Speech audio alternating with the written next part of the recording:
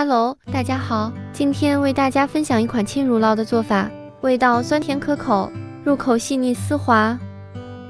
配方是一个6寸的量，准备一个6寸模具，内部刷上黄油，因为我们烘烤时是水浴法，所以再按照视频的手法包一层锡纸。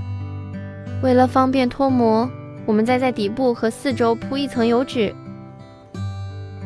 接下来开始准备蛋糕的部分。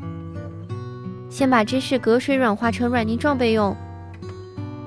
接着把黄油和牛奶烧开，煮至沸腾状态，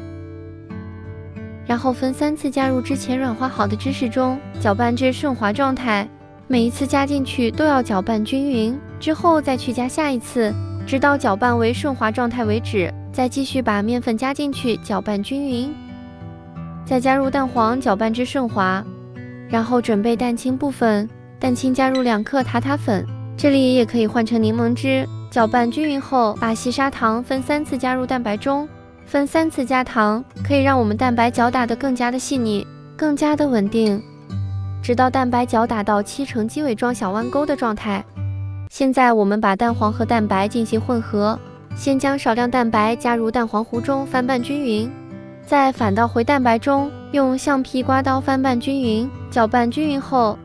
再把面糊倒入之前准备好的6寸模具中，轻震一下，放入烤盘。在烤盘中加入1/3的温水，烤箱预热，上火230，下火150度，先烤12分钟，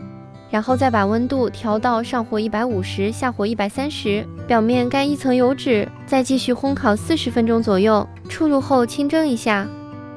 然后再准备2个碟子，按照视频的方法把蛋糕取出模具。动作一定要轻柔一点，我们的轻乳酪芝士蛋糕就做好了。